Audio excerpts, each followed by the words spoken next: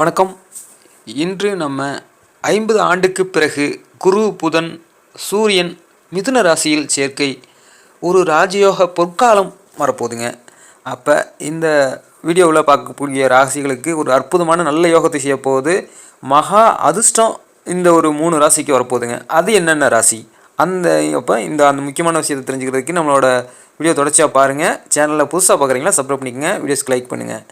அப்போ இந்த 3 கிரகம் சேர்றது, குரு, புதன், சூரியன், இந்த 3 கிரகம் சேர்றத, மிதுன ராசியில் சேர்றத திரிகிரக யோகம் அப்படின்றத நம்ம சொல்கிறோம். அப்போ இந்த மாதிரியான ஒரு கிரக இணைவு ஒரு 50 வருஷத்துக்கு பிறகு தான் இப்போ இந்த இணைவு இந்த மிதுன ஒரு ராசியில் நடக்குதுங்க. அப்போ இந்த 2025 இந்த ஜூன் 15 ரிஷபராசியிலேருந்து உங்களுக்கு மிதுன ராசிக்கு பயிற்சி ஆகிறாரு. அதுக்கு முன்னாடியே குருவும் புதனும் உங்களுக்கு மிதுன ராசியில் இருக்காங்க. ஆக இப்போ முக்கூட்டு கிரகங்கள் திரிகிரக யோகம் அப்படின்ற அமைப்பு உங்களுக்கு நல்ல யோக அமைப்பாக சூப்பரான அமைப்புங்க. இந்த இதில் மெயினாக ஃபஸ்ட்டு உங்களுக்கு மிதுன ராசி நேயர்களுக்கு கண்டிப்பாக வெற்றியை தேடி தரும். அவங்களுக்கு ஒரு தன்னம்பிக்கை, கான்ஃபிடென்ட் கண்டிப்பாக வருங்க. வாழ்க்கையில் ஒரு கஷ்டம் அப்படின்றது பட்டுக்கிட்டு இருந்தீங்கன்னா அவங்களுக்கு முன்னேற்றம் அப்படின்றது கண்டிப்பாக இருக்க போகுது.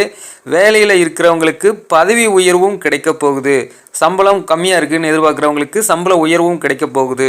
புகழ் அதிகரிக்கும். சமூகத்தில் உங்களோட நற்பெயர், நல்ல ஒரு பேர் பெருமைப்படக்கூடிய நல்ல விஷயமாக நடக்கக்கூடிய அமைப்பு மிதுன ராசிக்கு இப்போ சொன்ன ஒரு அற்புதமான விஷயத்தில் கண்டிப்பாக நல்ல யோகா அமைப்புகளை கொடுக்கும் இந்த ஒரு திரிகிரக யோகா அமைப்பு அப்படின்றது. அடுத்தபடியாக சிம்ம ராசி நேயர்களுக்கு, இப்போ சிம்ம ராசிக்காரங்களுக்கு புதிய வாய்ப்புகள் வரப்போகுதுங்க. பழைய பிரச்சனை எல்லாம் முடிந்து நிம்மதியான லைஃப் அப்படின்றது உங்களுக்கு ஒரு பழைய சண்டை சச்சரவுகள்லாம் தீர்வுக்கு வருங்க.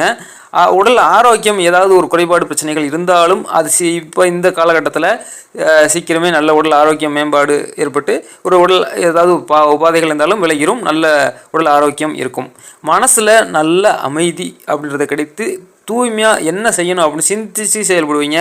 அப்போ புதிய வேலை, ஏதாவது ஒரு தொழில் செய்யலாமா, புதிய தொழில் தொடங்கலாமா அப்படின்ற எண்ணங்களும் உங்களுக்கு உருவாகும். அதன் மூலம் ஏதாவது ஒரு விஷயத்தை பண்ணி அதில் முன்னேற்றம் அப்படின்றத அடைவீங்க. குடும்ப வாழ்க்கையில் என்னங்க வேணும்? ஒரு மகிழ்ச்சி, சந்தோஷம், அமைதி, இது எல்லாமே இனிமேல் இந்த ஒரு கிரக நிகழ்ச்சினால் உங்களுக்கு வாழ்க்கையில் நடக்க போகுது. ஆக குடும்பம், மகிழ்ச்சி, குதூகலம், சந்தோஷம். அப்போ தொழில் வளர்ச்சி, வேலை முன்னேற்றம், இந்த மாதிரியான நல்ல அற்புதமான யோகங்களை உங்களுக்கு சிம்ம ராசிக்கு அருமையான விஷயங்கள் நடக்க போகுது. யோகமான நல்லா இருக்க போகிறாங்க சிம்மராசிக்காரங்க. அடுத்தபடியாக துலாம் ராசி அன்பர்களே, துலாம் ராசிக்காரங்களுக்கு ஒரு முழு அதிர்ஷ்டம் அப்படின்றது கிடைக்க போகுது அப்படின்னு தான் சொல்லாங்க. ஏன்னா கண்டிப்பாக துலாம் ராசிக்கு பாக்கியஸ்தானத்தில் குரு அமர்ந்து உங்களுக்கு ஏற்கனவே ராசியை பார்க்குறாரு. பாக்கியாதிபதியை பாக்கியஸ்தானத்தில் இருக்காரு. சூரியனும் அங்கே சேர்றாரு. ஒரு 11ஆம் அதிபதி 9ஆம் இடத்துல இருப்பது ஒரு அற்புதமான, குருவோடு இருப்பது, புதனோடு இருப்பது நல்ல யோகம்ங்க. அவங்களுக்கு அதிர்ஷ்ட வாய்ப்புகள் தேடி வரும். ஒரு சுப விஷயங்களில் நீங்கள் போய் பங்கேற்பீங்க, அதுக்கான அழைப்பு வரும், அல்லது நீங்கள் அதற்கான ஒரு விஷயங்களில் பங்கெடுப்பீங்க. நல்ல ஒரு ஆன்மீக நிகழ்ச்சி அப்படின்றது உங்களுக்கு நடக்கும். வாழ்க்கையில் புதிய வாய்ப்புலாம் உங்களை தேடி வருங்க. நீங்கள் ஏதோ ஒரு விஷயத்தை புதுசாக ஈடுபட்டு அதில் சக்ஸஸ், ஒரு நல்ல முன்னேற்றம், வருமானம் அப்படின்றத பார்ப்பீங்க.